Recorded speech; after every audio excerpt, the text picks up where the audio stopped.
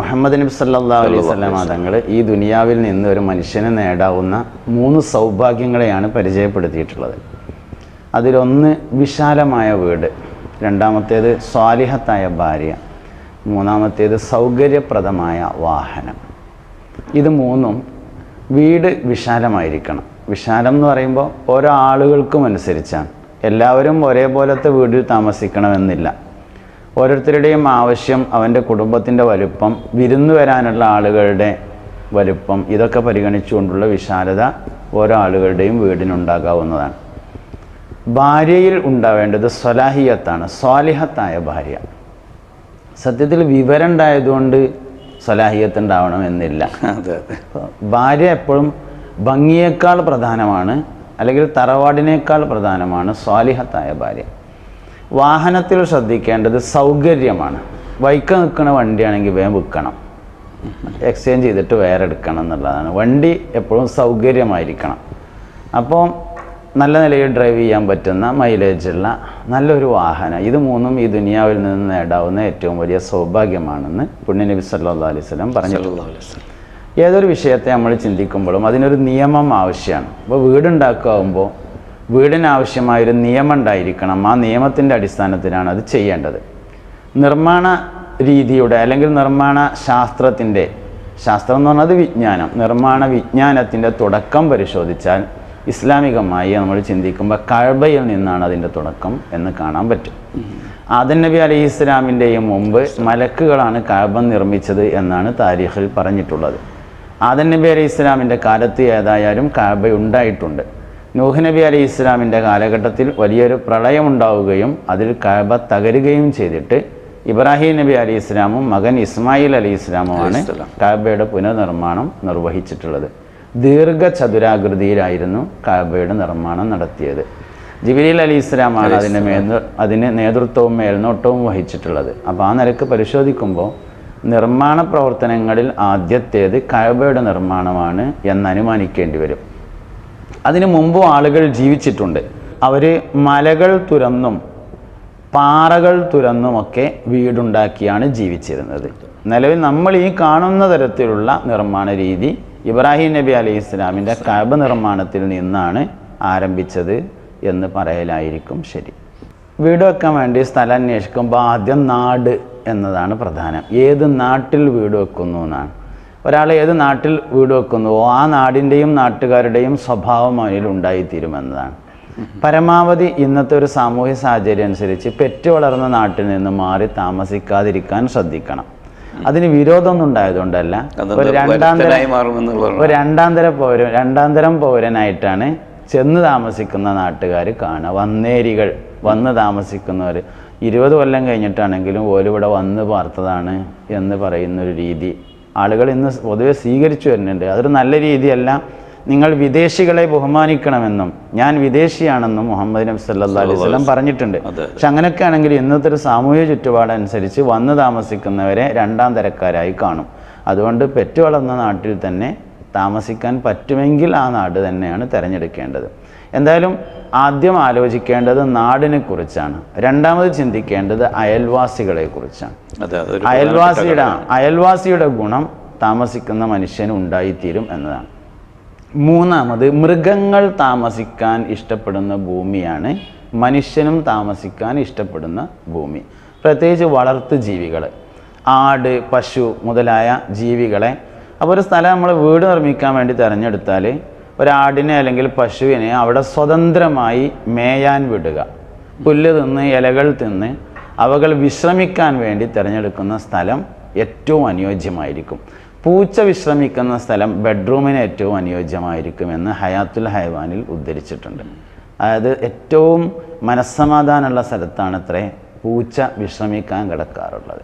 അപ്പം മൃഗങ്ങളെ ആശ്രയിച്ച് ഒരു സ്ഥലത്തിൻ്റെ ഗുണനിലവാരം നമുക്ക് മനസ്സിലാക്കാം.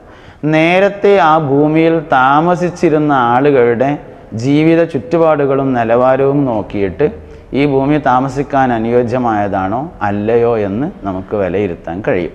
അപ്പോൾ ഇങ്ങനെയുള്ള ഒരുപാട് ഘടകങ്ങളെ ചേർത്ത് വെച്ചുകൊണ്ടാണ് ഒരു ഭൂമി താമസയോഗ്യമാണോ അല്ലയോ എന്ന് തീരുമാനിക്കുന്നത്. പിന്നെ അതിലൊരു അനുബന്ധമായിട്ട് പറയാനുള്ളത്, ഭൂമിയുടെ പരിതസ്ഥിതിയെ താറുമാറാക്കുന്ന തരത്തിൽ നിർമ്മാണ പ്രവർത്തനങ്ങൾ നടക്കുന്നതിൽ ബറക്കത്ത് കുറയും. ലഅനല്ലാഹു മൻ ഗയ്യറ തുഹൂമൽ അർളി എന്ന ഹദീസിൽ വന്നിട്ടുണ്ട്. ഭൂമിയുടെ പരിതസ്ഥിതിയെ താറുമാറാക്കുന്നവന് അള്ളാഹുവിൻ്റെ ശാപമുണ്ടായിരിക്കുമെന്ന്.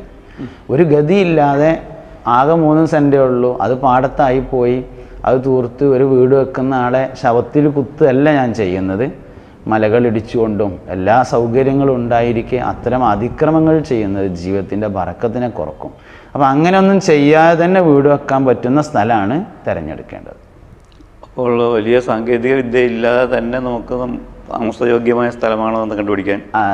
സാങ്കേതിക വിദ്യ ഉപയോഗിക്കാതെ തന്നെ താമസിക്കാൻ പറ്റുന്ന സ്ഥലം. സാങ്കേതിക വിദ്യ ഉപയോഗിക്കുന്നതിൻ്റെ പ്രശ്നം ഉണ്ടായതുകൊണ്ടല്ല, അതൊക്കെ ഭൂമിയുടെ പരിതസ്ഥിതിക്ക് കോട്ടം പറ്റിക്കുന്ന ഓരോ പ്രവർത്തനങ്ങളാണ്. അത് അതിൽ ജീവിക്കുന്ന ആളുകളെ ബാധിക്കും. ഭൂമിയുടെ ലക്ഷണശാസ്ത്രം എന്ന് പറഞ്ഞിട്ട് ഒന്നുണ്ട്. അതായത് അത് മണ്ണ് പരിശോധനയിലൂടെയാണ് ഭൂമിയുടെ ലക്ഷണം പ്രധാനമായും നോക്കുന്നത്. പിന്നെ ആ ഭൂമിയോട് ചേർന്നുള്ള പ്രദേശത്തിൻ്റെ ഉയരം, താഴ്ച തുടങ്ങിയ കാര്യങ്ങളൊക്കെ നോക്കും. ഇപ്പോൾ ഉദാഹരണമായിട്ട് നമ്മളൊക്കെ ഇവിടെ പടിഞ്ഞാറ് ഭാഗത്തു നിന്നാണ് നമുക്ക് ശുദ്ധവായുവിൻ്റെ വരവുള്ളത്. കാരണം കടൽ മിക്കവാറും പടിഞ്ഞാറ് ഭാഗത്താണുള്ളത്. അപ്പോൾ പടിഞ്ഞാറ് ഭാഗത്ത് ഉയരമുള്ള കുന്നുകളോ മലകളോ ഒക്കെ നിൽക്കുന്നെങ്കിൽ ആ വീട്ടിലേക്ക് വായു സഞ്ചാരം വളരെ കുറവായിരിക്കും. അപ്പോൾ പടിഞ്ഞാറ് വശം ഉയർന്ന് കിഴക്ക് വശം താഴ്ന്ന ഭൂമിയെ 2ാം തരമായിട്ടാണ് പരിഗണിക്കുക. അതേപോലെ വേറെ പ്രശ്നം നേരെ ഓപ്പോസിറ്റ് ആണെങ്കിലും ഉണ്ട്. അതായത് കിഴക്ക് വശത്ത് നിന്നാണ് ഉദയസൂര്യൻ്റെ നല്ല ജൈവ ഊർജങ്ങൾ കൂടുതലായി കിട്ടുന്നത്. പക്ഷെ അത് നേർക്കുനേരെ കിട്ടേണ്ടതല്ല. ഉദയസൂര്യൻ്റെ രശ്മികൾ വീട്ടിലേക്ക് നേർക്കുനേരെ വരേണ്ടതല്ല. അപ്പം നേരിയൊരു തടസ്സം ആവശ്യമാണ്, എന്നാൽ മുഴുവനായും തടയപ്പെടാൻ പാടില്ല. കേരളത്തിൻ്റെ ഒരു പശ്ചാത്തലം അനുസരിച്ച് ഈ പശ്ചിമഘട്ടം കിഴക്കൻ മലനിരകൾ ഉള്ളത് കൊണ്ട് സൂര്യപ്രകാശം നേരിട്ട് കേരളത്തിൽ തട്ടുന്നില്ല. പ്രകാശമേ ഉള്ളൂ, സൂര്യൻ്റെ കിരണങ്ങൾ തട്ടുന്നില്ല. അതുകൊണ്ട് ജീവിക്കാൻ ഏറ്റവും അനുയോജ്യമായ ഒരു നാടാണ് കേരളം എന്നൊരല്പം സ്വാർത്ഥതയോടുകൂടെയാണെങ്കിലും നമുക്ക് പറയാവുന്നതാണ്. അത് ശുഭഭൂമി അശുഭഭൂമി എന്ന് പറഞ്ഞിട്ട് ഭൂമിയെ 2ആയി തരം തിരിച്ചിട്ടുണ്ട്. താമസിക്കുന്ന മനുഷ്യന് ഉണ്ടായേക്കാവുന്ന ഊർജത്തിൻ്റെ അളവിനെ പരിഗണിച്ചുകൊണ്ടാണ് ശുഭഭൂമിയും അശുഭഭൂമിയുമായി തിരിക്കുന്നത്. അതിന് ധാരാളം കാരണങ്ങളുണ്ട്. പ്രധാനമായിട്ട് ഇപ്പം മനുഷ്യനെ മറവ് ചെയ്തിട്ടുള്ള സ്ഥലം, ഫോസ്ഫറസിൻ്റെ സാന്നിധ്യം വളരെ കൂടുതലായിരിക്കും അതിൽ. പിന്നെ പൊതുവെ എല്ലുകൾ, അത് മനുഷ്യനല്ല മറ്റു ജീവികളെ മറവ് ചെയ്തതാണെങ്കിലും, ആടിനെയോ പശുവിനെയോ പൂച്ചയെയോ ഒക്കെ മറവ് ചെയ്തതാണെങ്കിലും എല്ലുകൾ നെഗറ്റീവ് ഊർജ്ജം ഉണ്ടാക്കുന്ന സാധനങ്ങളാണ്. അപ്പോൾ അങ്ങനെയുള്ള സ്ഥലങ്ങൾ, അതേപോലെ മുടിക്കെട്ടുകൾ കൂടുതൽ കാണുന്ന സ്ഥലങ്ങൾ, ചതുപ്പ് നിലങ്ങൾ, എത്ര കുഴിച്ചാലും ഉറപ്പുള്ള സ്ഥലത്തേക്ക് എത്തണില്ല അങ്ങനത്തെ ഭൂമികൾ, കല്ലുവെട്ട് കുഴികൾ, വെള്ളക്കെട്ടുകൾ തൂർത്തത്, ഇങ്ങനെയുള്ളതൊക്കെ അശുഭ ഭൂമിയിലാണ് കണക്കാക്കുക. അതിന് ഒരുപാട് കാരണങ്ങളുണ്ട്. ഒന്ന്, അതിൽ താമസിക്കുന്ന ആളുകൾക്ക് ഊർജ്ജ പ്രസരണം കുറവായിരിക്കുമെന്നാണ്. രണ്ടാമത്തെ ഒന്ന്, അതിലെ വീട് നിർമ്മാണത്തിന് ഭാരിച്ച സാമ്പത്തിക ചെലവ് വരും എന്നതും അശുഭഭൂമി ആയതിൻ്റെ കാരണമാണ്. വായുവിൻ്റെ സഞ്ചാരം വേണ്ടത്ര ഇല്ലാത്ത സ്ഥലങ്ങൾ, വെളിച്ചത്തിൻ്റെ സഞ്ചാരം വേണ്ടത്ര ഇല്ലാത്ത സ്ഥലങ്ങൾ, ഇങ്ങനെയൊക്കെ ഉള്ളതാണ് അശുഭഭൂമിയായി കണക്കാക്കുന്നത്. ശുഭഭൂമി എന്ന് പറഞ്ഞാൽ ഇതിന് നേരെ ഓപ്പോസിറ്റ്. ധാരാളം വെളിച്ചം കിട്ടുന്നു, കുടിക്കാൻ ആവശ്യമായ വെള്ളം കിട്ടുന്നു, ധാരാളമായ വായു സഞ്ചാരം ഉണ്ടാകുന്നു, അങ്ങനെയുള്ള പ്രദേശങ്ങളെയാണ് ശുഭഭൂമിയായി കണക്കാക്കുന്നത്. പിന്നെ ഒരു ഭൂമി ശുഭം അശുഭം എന്ന് തിരിച്ചറിയാനുള്ള അടയാളം, ഒരു കോല് സമചതുരത്തിലുള്ള ഒരു കുഴിയെടുത്തിട്ട്, ആഴവും നീളവും വീതിയൊക്കെ ഒരു സമചതുരത്തിലുള്ള ഒരു കുഴിയെടുത്ത് അതിൽ നിന്ന് എടുത്ത് മാറ്റിയ മണ്ണ് അതിലേക്ക് തിരിച്ചിട്ടാൽ സമമായിട്ട് വരുന്നുണ്ടെങ്കിൽ അതിനെ ശുഭഭൂമിയായി കണക്കാക്കും. മണ്ണ് കൂടിയാൽ കുഴപ്പമില്ല, മണ്ണ് കുറവാണെങ്കിൽ അശുഭഭൂമിയാണ്. അതിൽ നിർമ്മാണ പ്രവർത്തനങ്ങൾക്ക് ഭാരിച്ച ചെലവ് വരുമെന്നതും നിർമ്മാണമൊക്കെ കഴിഞ്ഞ് വരുമ്പോൾ തറയും ചുമരും പൊട്ടാൻ സാധ്യതയുണ്ട് എന്നുള്ളതുമാണ് അത് അശുഭമായതിൻ്റെ കാരണം, അല്ലാത്ത കാരണങ്ങളൊന്നുമില്ല. ഓക്കെ, ഈ നിർമ്മാണ ശാസ്ത്രവുമായി ബന്ധപ്പെട്ട വിഷയങ്ങൾ പറയുമ്പോൾ എന്തോ ഭയങ്കര സംഭവമാണെന്ന് തോന്നും. സത്യത്തിൽ അത് ഒന്നുകിൽ വീട് നിർമ്മാണവുമായി ബന്ധപ്പെട്ടാണ്, അല്ലെങ്കിൽ സമ്പത്തുമായി ബന്ധപ്പെട്ടതാണ്. ഈ നിർമ്മാണം, സമ്പത്ത് എന്നിവയുമായി ബന്ധപ്പെട്ട് വരുമ്പോൾ തന്നെയാണ് രോഗങ്ങളുടെ സാധ്യതയും കൂടുതലുണ്ടാകുന്നത്. ഇതിപ്പോൾ ഈ പറഞ്ഞ മാർഗം ഏതൊരാൾക്കും ചെയ്ത് നോക്കാവുന്നതാണ്, അങ്ങനെ എല്ലാവർക്കും ആണെങ്കിലും ചെയ്ത് നോക്കാം. ഇത് ഒരു കോല് സമചതുരത്തിലുള്ള കുഴിയെടുത്തിട്ട് മണ്ണിൻ്റെ അളവ് പരിശോധിക്കാം. ഞാൻ ആദ്യം പറഞ്ഞതുപോലെ മൃഗങ്ങൾ സന്തോഷപൂർവ്വം ഭക്ഷണം കഴിച്ച് അങ്ങോട്ടും ഇങ്ങോട്ടും നടക്കുന്നുണ്ടോ എന്നതും ആർക്ക് വേണമെങ്കിലും പരിശോധിക്കാം. ഇങ്ങനെ സ്ഥലം കണ്ടെത്തിയതിന് ശേഷം പിന്നെ ഒരു ഗൃഹമണ്ഡല നിർണയം എന്ന് പറഞ്ഞിട്ടൊരു സംഗതി ഉണ്ട്. അതായത് ഇങ്ങനെ ഇപ്പം നമ്മളൊരു പ്രദേശം കണ്ടെത്തിയാൽ വലിയ ഒരു 4 ഏക്കർ 3 ഏക്കർ സ്ഥലമൊക്കെ ഈ രൂപത്തിൽ കണ്ടെത്താൻ പറ്റും. അതിലെല്ലായിടത്തും കൂടിയും വീടുണ്ടാക്കാൻ കഴിയില്ലല്ലോ. അപ്പോൾ പരിസരത്തുള്ള വീട്, അതിൻ്റെ ഷേപ്പ്, അത് നിൽക്കുന്ന രീതി എല്ലാം പരിഗണിച്ചുകൊണ്ട്, വെള്ളത്തിൻ്റെ സാധ്യതയൊക്കെ പരിഗണിച്ചുകൊണ്ട് ആ വിശാലമായ സ്ഥലത്ത് നമ്മൾ വീടിൻ്റെ ചുറ്റളവ് കണക്കാക്കിയിട്ട് അത് നിർത്താവുന്ന ഒരു സ്ഥലം കണ്ടെത്തുന്നതിനെയാണ് ഗൃഹമണ്ഡല നിർണയം എന്ന യഥാർത്ഥത്തിൽ പറയുന്നത്. അതൊരു സ്വാഭാവികമായ ആവശ്യമാണ്. നമ്മൾ വിശാലാർത്ഥത്തിൽ കണ്ടെത്തുമ്പോൾ 2-3 ഏക്കർ സ്ഥലമൊക്കെ അതിൻ്റെ പരിധിയിൽ വരും. ആ സ്ഥലത്ത് എല്ലായിടത്തും കൂടിയും വീടുണ്ടാക്കാൻ കഴിയില്ല. അല്ലെങ്കിൽ നമുക്ക് 50 സെൻറ്റ് സ്ഥലം ഉണ്ടെങ്കിൽ 50 സെൻറ്റും കൂടിയും വീട് വെക്കാൻ വേണ്ടി വേണ്ടല്ലോ. അപ്പോൾ അതിൽ എവിടെ നിർത്താം എന്നതിനെക്കുറിച്ചുള്ള ഒരു ചിന്തയാണ് ഗൃഹമണ്ഡല നിർണയം എന്ന് പറയുന്നത്. പിന്നെ വീട് നിർമ്മാണത്തിൻ്റെ ശേഷവും ചുറ്റുമതിലുണ്ടാക്കാം, വീട് നിർമ്മാണത്തിൻ്റെ മുമ്പും ചുറ്റുമതിലുണ്ടാക്കാം. പക്ഷേ ഈ മതിലുകൾ ഒരിക്കലും അയൽവക്ക ബന്ധം തടുക്കുന്ന തരത്തിലാകരുത്. മതിലുണ്ടാക്കുകയാണെങ്കിൽ അയൽവാസിയുടെ വീട്ടിലേക്ക് കടക്കാവുന്ന ചെറിയ എന്തെങ്കിലും ഒരു സംവിധാനം, മൃഗങ്ങൾ കടക്കാത്തതും മനുഷ്യന് കടക്കാൻ പറ്റുന്നതുമായ എന്തെങ്കിലും ഒരു സംവിധാനത്തോടു കൂടെയാണ് ചുറ്റുമതിലുണ്ടാക്കേണ്ടത്. പിന്നെ അതിരിടുക എന്നുള്ളത് എപ്പോഴും നല്ലതാണ്. മാറിയ കാലഘട്ടത്തിൽ പ്രത്യേകിച്ചും നമ്മുടെ ഭൂമിക്ക് നമ്മൾ അതിരിടണം. മതിൽ ഉയർത്തി കെട്ടിയാലും കെട്ടിയില്ലെങ്കിലും ചെയ്യേണ്ടതാണ്. ഗേറ്റ് വെക്കുമ്പോൾ സൂക്ഷിക്കേണ്ടത് പരമാവധി മൂല ഒഴിവാക്കി വെക്കുക എന്നുള്ളതാണ്. ഏത് ഭാഗമാണെങ്കിലും ആ ഭാഗത്തെ ഒരു 9 കൊണ്ട് ഹരിച്ചിട്ട് 2 സൈഡിൽ നിന്നും ഓരോ ഭാഗം വിടുക. മൊത്തം ഇപ്പോൾ പിന്നെ 9 മീറ്ററാണെന്ന് വിചാരിക്കുക, എന്നാലും ഓരോ ഭാഗം ഓരോ മീറ്ററാണ് കിട്ടുക. അപ്പോൾ ആ മൂലയിൽ 1 മീറ്ററും ഈ മൂലയിൽ 1 മീറ്ററും വിട്ടിട്ട് മൂല ഒഴിവാക്കിയിട്ട് ഗേറ്റ് വെക്കലാണ് ഏറ്റവും നല്ലത്. പ്ലാൻ ഉണ്ടാക്കുന്ന സമയത്താണ് വീടുമായി ബന്ധപ്പെട്ട എല്ലാ ചിന്തകളും ശ്രദ്ധകളും ആവശ്യമുള്ളത്. ഒന്നാമതായി ആവശ്യത്തെയാണ് പരിഗണിക്കേണ്ടത്. ഒരിക്കലും അടുത്ത വീടിനെയോ ബന്ധു വീടിനെയോ ഒന്നും പരിഗണിക്കരുത്. നമുക്ക് എന്തെല്ലാമാണ് ആവശ്യമുള്ളത്, എത്ര മക്കളുണ്ട്, എത്ര റൂം വേണം, വിരുന്നുകാർ വരാനുള്ള സാധ്യത എത്രത്തോളം ഉണ്ട്, അതിനെന്തൊക്കെ സൗകര്യം വേണം, പ്രായമായവരുണ്ടോ തുടങ്ങിയ കാര്യങ്ങളൊക്കെ പരിശോധിച്ചിട്ട് എന്തെല്ലാം ആവശ്യം നമുക്കുണ്ട് നോക്കുകയാണ് വേണ്ടത്. അപ്പം നിലവിൽ പ്ലാൻ ഉണ്ടാക്കുമ്പോൾ ഒരു 4 ബന്ധുവീട് സന്ദർശിക്കലാണ്. അവിടെ എല്ലാം എന്തെല്ലാം ഉണ്ടോ അത് നമുക്കിവിടെ ഉണ്ടാകണം, അതിനേക്കാൾ എന്തെങ്കിലും ഒന്ന് കൂട്ടിയുണ്ടാക്കുകയും വേണം. അതല്ല ശരിക്കും വേണ്ടത്, നമ്മുടെ ആവശ്യത്തെയാണ് ആദ്യമായി പരിഗണിക്കേണ്ടത്. അങ്ങനെ നല്ല ഗുണകാംക്ഷയുള്ള ഒരു എൻജിനീയറോട്, എൻജിനീയർമാർ പലർക്കും ഉണ്ടാവും, ഈ വ്യക്തിക്ക് ഗുണം കാംക്ഷിക്കുന്ന, ഗുണത്തെ ആഗ്രഹിക്കുന്ന ഒരു എൻജിനീയറോട് തൻ്റെ ആവശ്യം പറയണം. ഇന്ന ആവശ്യങ്ങളൊക്കെയാണ് എനിക്കുള്ളത്, അതിനനുസരിച്ചുള്ളൊരു പ്ലാനാണ് ഉണ്ടാക്കേണ്ടത് എന്നതാണ്. രണ്ടാമത് ഡെഡ് മണിയെ പ്രധാനമായും പരിഗണിക്കണം. ഡെഡ് മണി എന്ന് പറഞ്ഞാൽ ഇൻവെസ്റ്റ്മെൻറ്റ്, അതിനെ അതായത് മരിച്ചുപോയ പൈസ എന്നാണ് അതിന് പറയുക, ഒരിക്കലും തിരിച്ച് കിട്ടാത്തത്. വീടുമ്മ ചിലവാക്കിയത്, നമ്മൾ സ്ഥലം വാങ്ങിയതാണെങ്കിൽ വിൽക്കുമ്പോൾ പൈസ കിട്ടുമെന്ന് വിചാരിക്കാം. വീടുമ്മ ഒരാൾ പൈസ ചിലവാക്കിയാൽ പിന്നെ ഒരിക്കലും ആ വീടിന് പൈസ കിട്ടുന്നില്ല. അതുകൊണ്ട് അതിനെ ഡെഡ് മണി എന്ന് പറയും, മരിച്ചു പോകുന്ന പൈസ എന്ന് പറയും. അപ്പോൾ ഒരാളുടെ കയ്യിൽ എത്ര കാശ് ചിലവാക്കാണ്ട് അതിനനുസരിച്ചുള്ള പ്ലാനാണ് വേണ്ടത്. ഭാവിയിൽ വിപുലീകരിക്കണമെങ്കിൽ അപ്പോൾ ആലോചിക്കാം എന്നതാണ്. ഇപ്പോൾ ഉള്ള പണത്തിനനുസരിച്ച് ചില സാധ്യതകൾ ഭാവിയിലേക്ക് വേണ്ടി വെക്കാം. ഇപ്പോൾ ഉദാഹരണം, മുകളിലേക്ക് എടുക്കേണ്ടി വന്നാൽ എടുക്കാവുന്ന തരത്തിൽ കോണി ഉണ്ടാക്കുക, ഇങ്ങനെയൊക്കെയുള്ള ഭാവിയിലേക്ക് ചില സാധ്യതകൾ വെച്ചുകൊണ്ട് നിലവിലുള്ള പണത്തിനനുസരിച്ചുള്ള പ്ലാനാണ് തയ്യാറാക്കേണ്ടത്. അതുകൊണ്ട് എന്താണോ തീരുന്നത് അത് തീർക്കാൻ ആവശ്യമായ പ്ലാനാണ് ചെയ്യേണ്ടത്. പിന്നെ 1-2 കാര്യങ്ങൾ പരിശോധിക്കേണ്ടത് എന്താ വെച്ചാൽ, കിടപ്പുമുറി പ്രധാനമാണ്. ആകെ വീടുണ്ടാക്കണതിന് കിടന്നുറങ്ങാനാണ്. ബാത്ത എന്ന് പറഞ്ഞാൽ രാത്രി താമസിച്ചു എന്നാണ്, ബൈത്ത് എന്നാണ് വീടിന് പറയാൻ. അപ്പോൾ രാത്രി ഉറങ്ങുക എന്നുള്ളത് തന്നെയാണ് പ്രധാനം. അതുപോലെ മരിച്ചടക്കാൻ പറ്റിയതാണ്, അതിനാണുള്ള വീട് എന്ന് പറയുന്നത്. രാത്രി ഉറങ്ങാൻ, രാത്രിയിലെ ഉറക്കവും ഒരു മരിച്ചടക്കലാണ്. ഒരു മനുഷ്യന് മരിച്ചടക്കാൻ പറ്റുന്ന ഒരു കോലത്തിൽ മരിച്ചടക്കുമ്പോൾ എന്തായാലും ആൾക്കാർ വരും. അപ്പോൾ മരിച്ചടക്കുമ്പോൾ ആൾക്കാർക്ക് വരാൻ, ഇതൊക്കെയാണ് ഒരു വീടുമായി ബന്ധപ്പെട്ട് നമ്മൾ ചിന്തിക്കേണ്ടത്. അപ്പോൾ ബെഡ്റൂം വളരെ പ്രധാനമാണ്.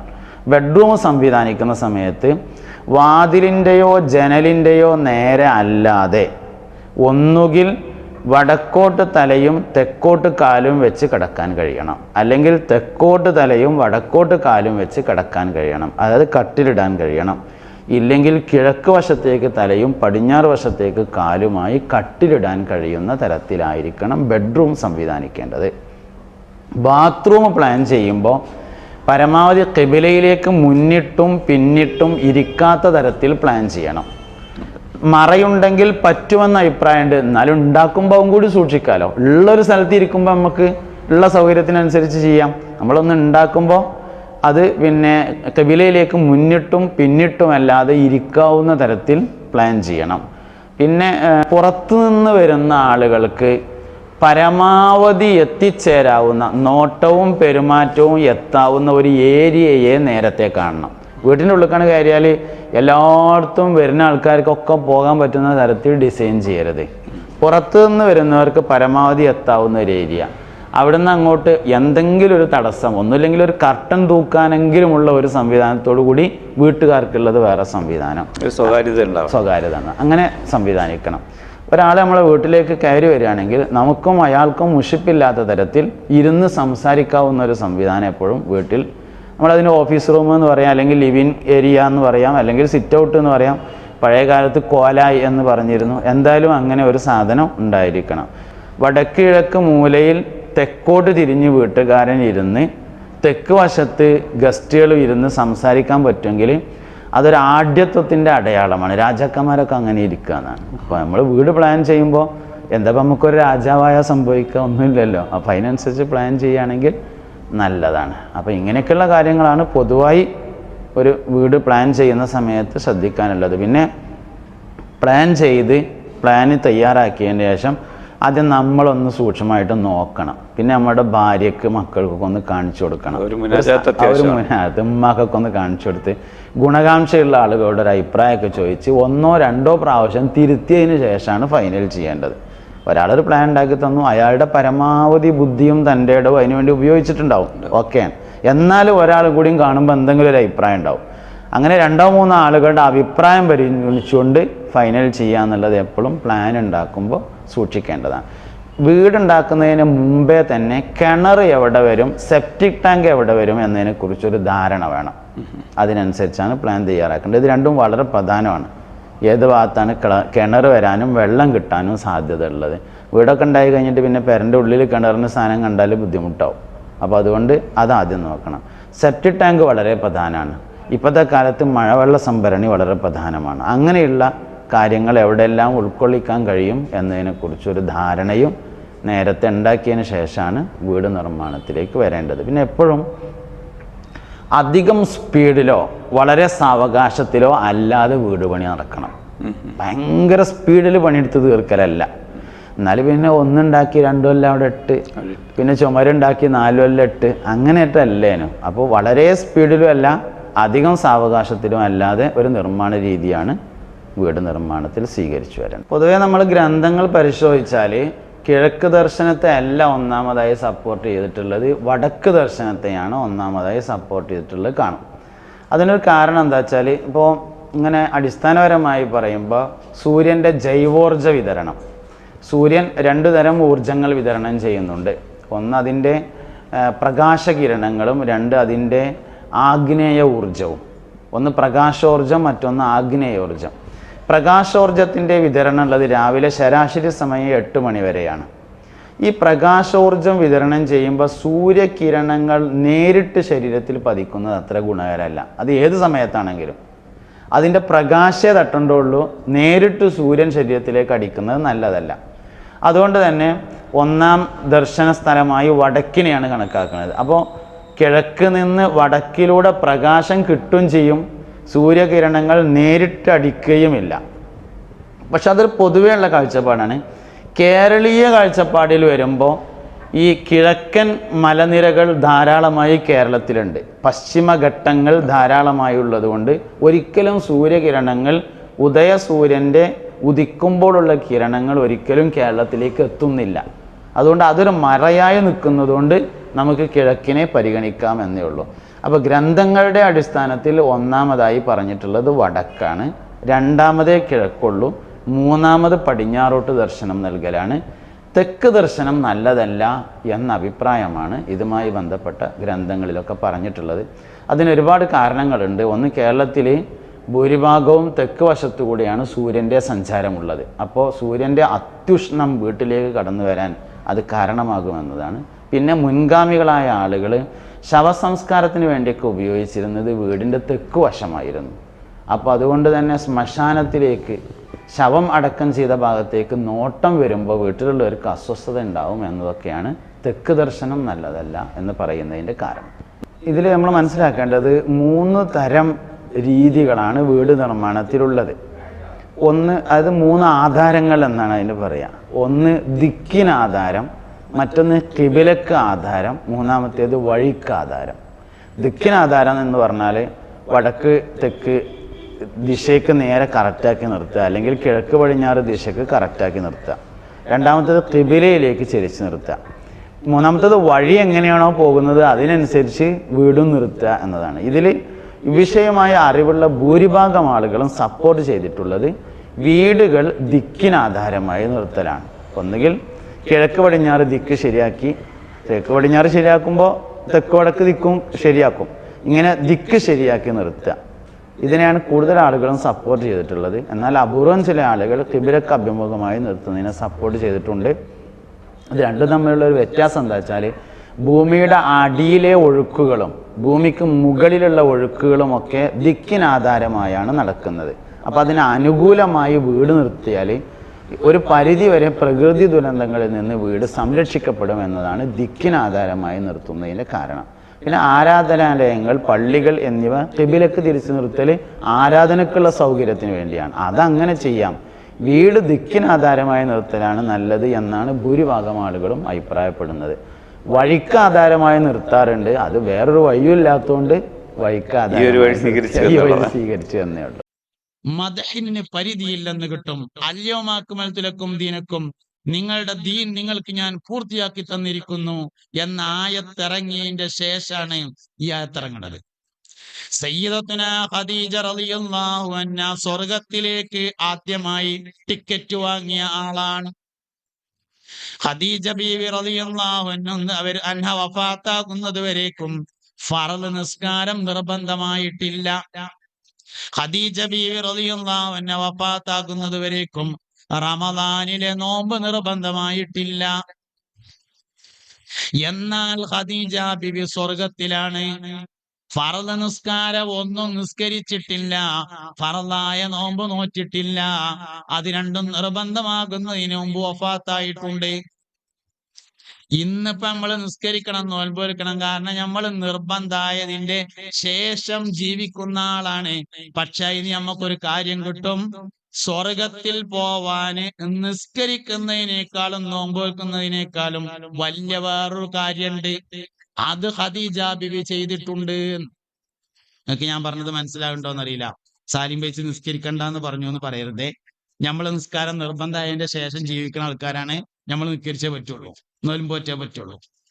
അതേ സമയത്ത് സ്വർഗത്ത് പോകാൻ ഇതല്ലാത്തൊരു വഴിയുണ്ട്.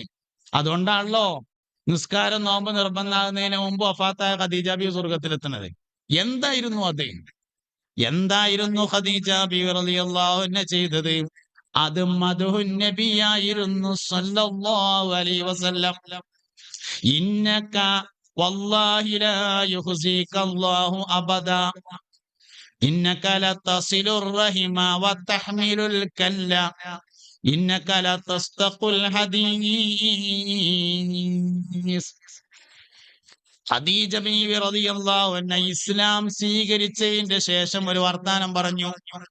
അള്ളാഹുവിന്റെ റസൂലേ, നിങ്ങളെ അള്ളാഹു നബിയാക്കി നിയോഗിക്കുന്നതിന്റെ 5 കൊല്ലങ്ങൾക്ക് മുമ്പ് നിങ്ങൾ നബിയാണെന്ന് എനിക്ക് മനസ്സിലായിട്ടുണ്ടായിരുന്നു. അതാണ് ഖദീജ ബീവി റളിയല്ലാഹു അൻഹ. അതാണ് ഖദീജ ബീവിയുടെ പ്രത്യേകത. അതുകൊണ്ട് തന്നെ മുസ്തഫ നബി തങ്ങൾ എപ്പോഴും ഖദീജ ബീവിനെ കുറിച്ച് ഇങ്ങനെ പറയും. ഖദീജ ബീവിയെ കുറിച്ച് എപ്പോഴും സംസാരിക്കും. വീട്ടിൽ സദ്യ ഉണ്ടായാൽ ഖദീജ ബീവിയുടെ കൂട്ടുകാരികൾക്ക് കൊടുത്തേക്കും. ആടിനെ അറുത്താല് നല്ലൊരു കുറകെടുത്തിട്ട് ഖദീജ ബീവിയുടെ കൂട്ടുകാരിക്ക് വിടും. അങ്ങനെ കൊടുത്തേക്കും. എപ്പോഴും ഖദീജ ബീവിനെ കുറിച്ച് പറയും. എന്താ ഖദീജ ബീവിയുടെ പ്രത്യേകത? മദ്ഹുൻ നബിയാണ് സല്ലല്ലാഹു അലൈഹി വസല്ലം. മുത്തുനബിനെ മനസ്സിലാക്കിയതാണ് ഖദീജ ബീവിയുടെ പ്രത്യേകത. അതാണ് ഈമാന്റെ അസ്ല്. ഈമാൻ ഇഷ്കിൽ ബന്ധപ്പെട്ട് കിടക്കുന്നു. അസ്ലില്ലാത്ത ഫറു കൊണ്ട് കാര്യമില്ല. ഫറയില്ലാത്ത അസ്ല് കൊണ്ട് കാര്യം ഉണ്ടായതിന്റെ ഉദാഹരണമാണ് മഹദിയായ ഖദീജ ബീവി റളിയല്ലാഹു അൻഹ എന്ന് പറയുന്നത്. അതന്നെ സംഗതി. അതുകൊണ്ട് അസ്ല് സുന്നത്ത് ജമാഅത്ത് എന്ന് പറയുന്നത് അസ്ലുമുള്ള കളിയാണ്, അത് ഫറവുമല്ല. ഈ സുന്നത്ത് ജമാഅത്ത് പെട്ടെന്ന് മനസ്സിലാവില്ല. അതിന്റെ ഒരു കാരണം അത് അസ്ലിലാണ് കളിക്കുന്നത്, ഫറയിലല്ല എന്നുള്ളതാണ്. അസ്ല് കേടുവരുത്താൻ സമ്മതിക്കൂല എന്നുള്ളതാണ് അതിന്റെ പ്രത്യേകത. ഫറ് പിന്നെ ഉണ്ടായിക്കോളുന്ന്. ഫറ് എപ്പോഴും ഉണ്ടാവാലോ. അസ്ല് പോയാൽ തിരിച്ചു വരാൻ പ്രയാസാണ്. പോയോരാരും മടങ്ങിയ താരീഖില്ല. ഉണ്ടെങ്കിൽ വിരലിൽ ഇങ്ങനെ എണ്ണാൻ പറ്റും, അത്രേ ഉണ്ടാവുള്ളൂ. പോയ തന്നെയാണ്, മടക്കല്ല. ഈമാനെന്നാണ് പോയാലേ തന്നെയാണ്, മടക്കല്ല. ഇന്ന് ഉമ്മത്തില് ഗൗരവം നഷ്ടപ്പെട്ട 3 തെറ്റുകൾ നടന്നുകൊണ്ടിരിക്കുന്നു എന്നാണ്. ഒന്ന് വ്യഭിചാരമാണ്, മറ്റൊന്ന് സാമ്പത്തിക ഇടപാടിലെ സൂക്ഷ്മത കുറവാണ്, മൂന്നാമത്തേത് രിദ്ദത്തിന്റെ കാരണങ്ങളാണ്. 3 കാര്യങ്ങൾ മുസ്ലിം ഉമ്മത്തിന്റെ ഇടയിൽ ഇന്നത്തെ കാലത്ത് സൂക്ഷ്മത കുറവ് കൊണ്ട് സംഭവിച്ചുകൊണ്ടിരിക്കുന്നു. ഒന്നാമത്തെ കാര്യം വ്യഭിചാരം സാർവത്രികമായി കൊണ്ടിരിക്കുന്നു. എവിടെ നോക്കിയാലും വ്യഭിചാരമാണ്. ഒരു നിലക്കല്ലെങ്കിൽ മറ്റൊരു നിലക്ക് നമ്മൾ വ്യഭിചാരത്തിന്റെ പങ്ക് പറ്റി ജീവിക്കുന്നു. ഞാൻ പറഞ്ഞത് മനസ്സിലായോ എന്നറിയില്ല. ഒരു തുണിഷാപ്പാണെന്ന് വിചാരിച്ചോളി, ഒരു കണ്ണടപ്പീടിയാന്ന് വിചാരിച്ചോളി, ഒരു ജ്വല്ലറിയാന്ന് വിചാരിച്ചോളി, ഒരു ട്രാവൽസ് ആന്ന് വിചാരിച്ചോളി. 2 ലേഡി സ്റ്റാഫിനെ ആവശ്യമുണ്ട്. കുഴപ്പമില്ല, ശമ്പളം കുറച്ചു കൊടുത്താൽ മതി. 10 കുട്ടികൾ വന്നു. 2 വെളുത്തതും 4 കറുത്തതും. വെളുത്തതിനെ സെലക്ഷൻ കിട്ടുള്ളൂ. പീടിക്ക് 2 ആൾ കയറണ്ടേ എന്നുള്ളതാണ് ആലോചിക്കുക. മറ്റുള്ളവരുടെ നേത്ര വ്യഭിചാരത്തെ വിറ്റ് കാശാക്കിയിട്ട് ആ പൈസ കുട്ടിക്ക് തിന്നാൻ കൊടുക്കുകയാണ് യഥാർത്ഥത്തിൽ നമ്മള്. അറിഞ്ഞോ അറിയാതെയോ ഒരു നിലയിലല്ലെങ്കിൽ മറ്റൊരു നിലയിൽ വ്യഭിചാരത്തിന്റെ പങ്ക് പറ്റിക്കൊണ്ടിരിക്കുന്നു. വ്യഭിചാരം ഗൗരവം കുറഞ്ഞൊരു വിഷയമായിട്ട് മാറി. വ്യഭിചാരം എന്ന് പറഞ്ഞാല് ലൈംഗികാവയവം കൊണ്ട് മാത്രമാണെന്ന് നമ്മൾ വിചാരിക്കുന്നു. അല്ല, ഹദീസിൽ നസ്സാണ്. അൽ ഐനാനി സിനാഹുമാ അൻ-നദറു. കണ്ണിന്റെ വ്യഭിചാരം നോട്ടമാണെന്ന് മുസ്തഫായ നബി സല്ലല്ലാഹു അലൈഹി വസല്ലമ വളരെ നസ്സായി പറഞ്ഞിട്ടുണ്ട്. വരിജ്ലാനി സിനാഹുമാ അൽ-മശ്യു. കാലിന്റെ വ്യഭിചാരം നടത്തമാണ്. വല്യദാനി സിനാഹുമാ അൽ-ബത്ഷു. കയ്യിന്റെ വ്യഭിചാരം എന്ന് പറഞ്ഞാൽ തൊടനാണ്. നാവിന്റെ വ്യഭിചാരം എന്നാൽ സംസാരമാണ്. വ്യഭിചാരം പലതുണ്ട്. സഹവാസ വ്യഭിചാരമുണ്ട്, എന്റർടൈൻമെന്റ് വ്യഭിചാരമുണ്ട്. ഒക്കെ വ്യഭിചാരമാണ്. ശിക്ഷയില്ലാത്ത ഒരു വ്യഭിചാരം മാത്രമേ ഉള്ളൂ. അത് മനോവ്യഭിചാരം എന്ന് പറയുന്നതാണ്. മനസ്സിലൊരാൾക്ക് എന്തെങ്കിലും തോന്നിയതിന് അള്ളാഹു തആല ശിക്ഷിക്കൂല. കാരണം അത് അവന്റെ പിടുത്തത്തിൽ പെട്ടിട്ടില്ല എന്നുള്ളതാണ് കാരണം. അതിന്റെ മേലക്കാണ് പോയാൽ വ്യഭിചാരത്തിന്റെ പരിധിയിലേ വരുള്ളൂ. കാണലും നോക്കലും 2 കേട്ടോ. കാണൽ വ്യഭിചാരമല്ല, നോക്കൽ വ്യഭിചാരമാണ്. അത് 2 തിങ്കളാഴ്ച 9:35 കോളേജിൽ പോകാൻ വേണ്ടി ബസ് കാത്തു നിന്നപ്പോൾ സുന്ദരിയായ ഒരു പെൺകുട്ടിയെ കണ്ടു. ചൊവ്വാഴ്ച വീണ്ടും ബസ് കാത്തു നിന്നപ്പോൾ അതേ സുന്ദരിയെ വീണ്ടും കണ്ടു. ബുധനാഴ്ച വീണ്ടും ബസ് കാത്തു നിന്നപ്പോൾ അതേ സുന്ദരിയെ കണ്ടു. വ്യാഴാഴ്ച ആ സുന്ദരിയെ കാണാൻ വേണ്ടി ബസ് കാത്തു നിന്നു. അവിടുന്ന് അങ്ങോട്ട് നോക്കലാണ്, ഇതുവരെ ഉള്ളത് കാണലാണ്. കാണലും നോക്കലും 2. കാണൽ വ്യഭിചാരമല്ല, നോക്കൽ വ്യഭിചാരമാണ്.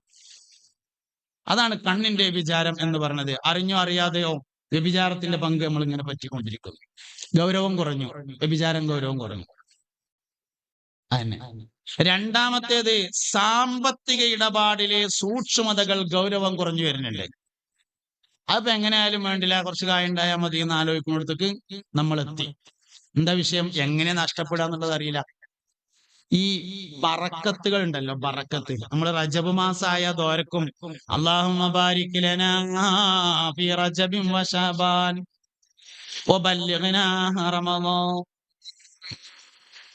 ബദരീങ്ങളെ ബറക്കത്തിനാൽ ശിഫയാക്കണം നീ റബ്ബനാ. ബറക്കത്ത് എല്ലാ സാധനത്തിലും ബറക്കത്ത് ഉണ്ടാവുമെന്നാണ്. മക്കളിൽ ബറക്കത്ത്, ഇൽമിൽ ബറക്കത്ത്, സമ്പത്തിൽ ബറക്കത്ത്, ആയുസ്സിൽ ബറക്കത്ത്, സ്ഥാപനത്തിൽ ബറക്കത്ത്, സ്ഥലങ്ങളിൽ ബറക്കത്ത്, കൃഷിയിൽ ബറക്കത്ത്, കച്ചവടത്തിൽ ബറക്കത്ത്. ചില നാടിന് തന്നെ ഒരു ബറക്കത്ത് ഉണ്ടാവും, ചില മനുഷ്യന്മാർക്ക് ഒരു ബറക്കത്ത് ഉണ്ടാവും, ചില സംസാരങ്ങൾക്ക് ഒരു ബറക്കത്ത് ഉണ്ടാവും, ചില വസ്തുക്കൾക്ക് ബറക്കത്ത് കൂടുതലുണ്ടാവും. എല്ലാം ഉണ്ട് ബറക്കത്തുള്ളതും. ബറക്കത്തിന് വേണ്ടിയുള്ള ദുആയാകുന്നു ഖുനൂത്ത്. അല്ലാഹുമ്മ ഹ്ദിനാ ഫീമൻ ഹദൈത് വആഫിനാ ഫീമൻ ആഫൈത് വതവല്ലനാ ഫീമൻ തവല്ലൈത് വബാരിക് ലനാ ഫീമാ അഅതൈത്. തോനെ തരണേ എന്നല്ല, തന്നതിൽ ബറക്കത്തു തരണേ എന്നാണ്. ബറക്കത്തില്ലാത്ത എത്ര ഉണ്ടായിട്ടും കാര്യമില്ല, ആശുപത്രി കൊടുക്കാൻ തയ്ക്കില്ല. ബറക്കത്തുള്ളത് കുറച്ച് മതി. എല്ലാ ആവശ്യം കഴിഞ്ഞിട്ടും പോക്കറ്റിൽ വെക്കാൻ മാത്രം ബാക്കി ഉണ്ടാവും, ബാങ്ക് ബാലൻസും ഉണ്ടാവും. അതാണ് ബറക്കത്ത് പറഞ്ഞത്. അതുകൊണ്ട് ബറക്കത്ത് എപ്പോഴും നമ്മൾ ചിന്തിക്കേണ്ട ഒരു കാര്യമാണ്. സമ്പത്തിലെ ബറക്കത്ത് വളരെ പ്രധാനമാണ്. സാമ്പത്തിക ഇടപാടിൽ സൂക്ഷ്മതയില്ലാത്തവന് ബറക്കത്ത് നഷ്ടപ്പെടും, സമ്പത്തിലെ ബറക്കത്ത് നഷ്ടപ്പെടും. സമ്പത്തിലെ ബറക്കത്ത് നഷ്ടപ്പെട്ടാലോ ഓട്ടോമാറ്റിക്കായിട്ട് ഭക്ഷണത്തിലെ ബറക്കത്ത് പോകും. ഭക്ഷണത്തിലെ ബറക്കത്ത് പോയാൽ ഓട്ടോമാറ്റിക്കായിട്ട് മക്കളിലെ ബറക്കത്ത് പോകും. സമ്പത്തിലെ ബറക്കത്തിന് പോയാൽ ബാക്കിയൊക്കെ അതിന്റെ ഒപ്പം പോകും. സമ്പത്തിലെ ബറക്കത്ത് പോയാൽ ആയുസ്സിലെ ബറക്കത്ത് നഷ്ടപ്പെടും. സമ്പത്തിലെ ബറക്കത്ത് പോയാൽ ഇൽമിലെ ബറക്കത്ത് നഷ്ടപ്പെടും. ഇൽമിന്റെ ബറക്കത്ത് ഒരാൾക്ക് നഷ്ടപ്പെട്ടാൽ അവന്റെ ഇൽമ് അമൽ ചെയ്യാൻ പറ്റാത്തതും ന്യായം പറയാൻ മാത്രം പറ്റുന്നതുമായി മാറും. ഇൽമിന്റെ ബറക്കത്തിന് പോയാലേ പിന്നെ ഓന്റെ ഇൽമ കൊണ്ട് 4 വർത്താനം പറയാൻ പറ്റുന്നേ ഉള്ളൂ, അമൽ ചെയ്യാൻ പറ്റൂല. ന്യായം പറഞ്ഞുകൊണ്ടിരിക്കും, എന്തിനും ന്യായം ഉണ്ടാവും മൂപ്പരടുത്ത്. ഇൽമിന്റെ ബറക്കത്ത് നഷ്ടപ്പെട്ടാൽ അങ്ങനെ സംഭവിക്കും. ഒക്കെ സമ്പത്തിന്റെ ബറക്കത്ത് പോയാലാ പോവുക.